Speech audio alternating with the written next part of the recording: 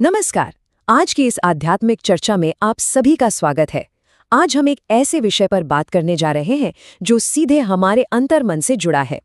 हम शिव पुराण के एक बेहद ही महत्वपूर्ण हिस्से विद्याश्वर संहिता के तीसरे अध्याय को डीपली समझेंगे। यह चर्चा उन सभी के लिए एक मार्गदर्शक का काम करेगी जो आध्यात्मिक शांति और परमात्मा से जुड़ने का रास्ता खोज रहे हैं। तो चलिए बिना किसी देरी के अपने मन को शांत करते हैं और इस प्रेरक यात्रा की शुरुआत करते हैं। आइए देखते हैं कि इस एक्सप्लेनर में हमारा रोड मैप क्या होने वाला है। हम ब्रह्मांड के सबसे बड़े रहस्य से शुरुआत करेंगे और फिर शिवा तक पहुंचने के एकमात्र मार्ग को समझेंगे।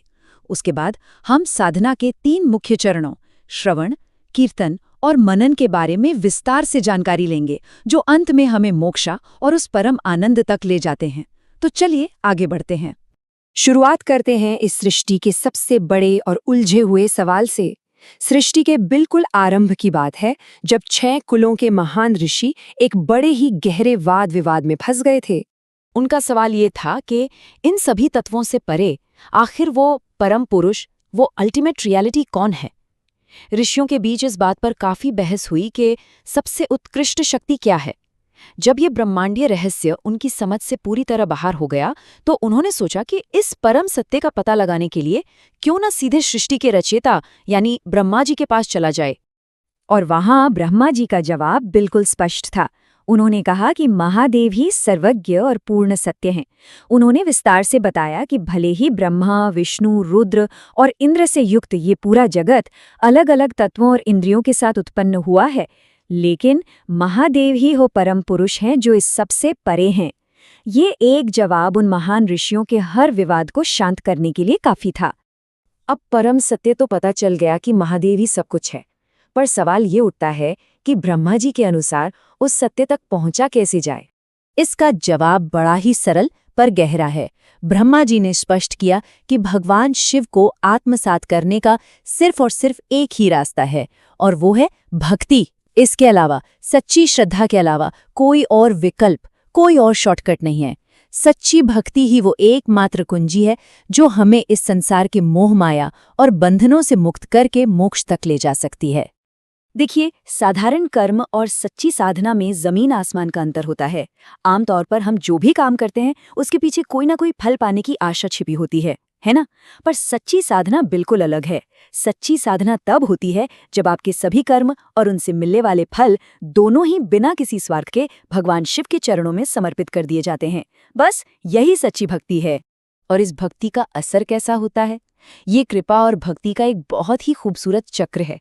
जब हम भक्ति करते हैं तो भगवान शिव की कृपा हम पर होती है, और जब वो कृपा मिलती है तो हमारी भक्ति और भी गहरी हो जाती है। ब्रह्मा जी ने इसकी तुलना बीज और अंकुर से की है। जैसे एक बीज से अंकुर निकलता है और वही अंकुर बड़ा होकर वापस नए बीज पैदा करता है, बिल्कुल वैसा ही अटूट सिलसिला एक साधक की भक्ति और महादेव की कृपा के बीच चलता रहता है। तो इस भक्ति और साधना को प्रैक्टिकली अपने जीवन में कैसे लाएं, खुद महेश्वर ने ही एक क्लियरली डिफाइंड 3 कदम वाला रास्ता बताया है। ये हैं श्रवण यानी सुनना, कीर्तन यानी स्तुति करना, और मनन यानी भीतर चिंतन करना। शिव की अवस्था को प्राप्त करने के लिए यही 3 साधन सबसे उत्तम माने गए हैं। चलिए अब इन 3 कदमों को एक एक करके समझते हैं। पहला आधारभूत कदम है श्रवण। आखिर सुनना ही सबसे पहले क्यों आता है? इसके पीछे पूरी तरह से एक नेचुरल लॉजिक है। जिन चीजों को हम अपनी आंखों से देख सकते हैं उनकी तरफ हमारा आकर्षण खुद ब खुद हो जाता है, लेकिन उस परम तत्व को, उस ईश्वर को हम सीधे आंखों से नहीं देख सकते। इसलिए विश्वास जगाने और एक कोशिश शुरू करने के लिए सबसे पहले गुरु के मुख से उस दिव्य सत्ता के बारे में सुनना ही एकमात्र रास्ता है। ये श्रवण ही वो चिंगारी है जो आगे की साधना के लिए रास्ता तैयार करती है। पर ध्यान रहे, श्रवण का मतलब सिर्फ बैकग्राउंड में कोई आवाज सुनना नहीं है। इसका असली अर्थ है भगवान के पवित्र नामों, उनके अद्भुत गुणों और उनकी लीलाओं को कानों के रास्ते अपने हृदय की गहराई में उतारना, उन्हें फील करना। यही वजह थी कि सूत जी ने ऋषियों से आवाहन किया कि आओ और शिव पुराण की इन अमृत जैसी कथाओं को सुनो, क्योंकि यही उस परम श्रवण का सबसे श्रेष्ठ रूप है। अब जब कानों के जरिए श्रद्धा हृदय में उतर आती है तो कीर्तन का जन्म होता है। ये दूसरा कदम है। देखिए, जब श्रावण से हृदय पूरी तरह भर जाता है तब क्या होता है? तब हमारी वाणी, हमारी आवाज स्वाभाविक रूप से छलक पड़ती है और भगवान शिव की महिमा गाने लगती है। कीर्तन वो क्रिया है जिसमें साधक अपने शब्दों का उपयोग करके उस परमात्मा का गुणगान करता है, नामों का जाप करता है। ये किसी फोर्स के साथ नहीं होता, बल्कि ये तो आंतरिक भावों की बहुत ही खालिस और पवित्र अभिव्यक्ति है। और अब आते हैं उस तीसरे और सबसे गहरे कदम पर, जो सीधे आपके भीतर घटित होता है, मनन। मनन का सीधा सा अर्थ है हृदय के भीतर भगवान शिव के रूप और उनकी लीलाओं का निरंतर बिना रुकावट चिंतन करना। बस एकाग्रचित होकर उनके नामों को और उनके स्वरूप को अपने अंदर महसूस करना। इस आंतरिक फोकस को, इस लगातार ध्यान को साधना का सबसे महत्वपूर्ण हिस्सा माना गया है। ये मन को भटकने से रोकता है और चेतना को पूरी तरह से उस ईश्वर में लीन कर देता है। तो आखिर में इन तीनों कदमों, श्रवण, कीर्तन और मनन पर चलने का नतीजा क्या होता है? चलिए इस यात्रा के अंतिम पड़ाव को देखते हैं। सबसे जरूरी समझने वाली बात यह है कि ये तीनों कदम सिर्फ कुछ रिचुअल्स या धर्म कर्म नहीं है। ये एक गारंटीड ब्लूप्रिंट है। जब कोई साधक पूरी निष्ठा के साथ श्रवण, कीर्तन और मनन का निरंतर अभ्यास करता है, तो वो धीरे धीरे भगवान शिव के साथ एक परम संयोग, एक अल्टीमेट यूनियन प्राप्त कर लेता है। ये बिल्कुल आत्मा और परमात्मा के मिलन की तरह है। और इसी परम मिलन को ही सच्चे मायनों में मुक्ति या मोक्ष कहा गया है। एक बार जब साधक यहाँ तक पहुँच जाता है, तो संसार की सभी कामनाएं, सभी इच्छाएं ऑटोमेटिकली पूरी हो जाती हैं।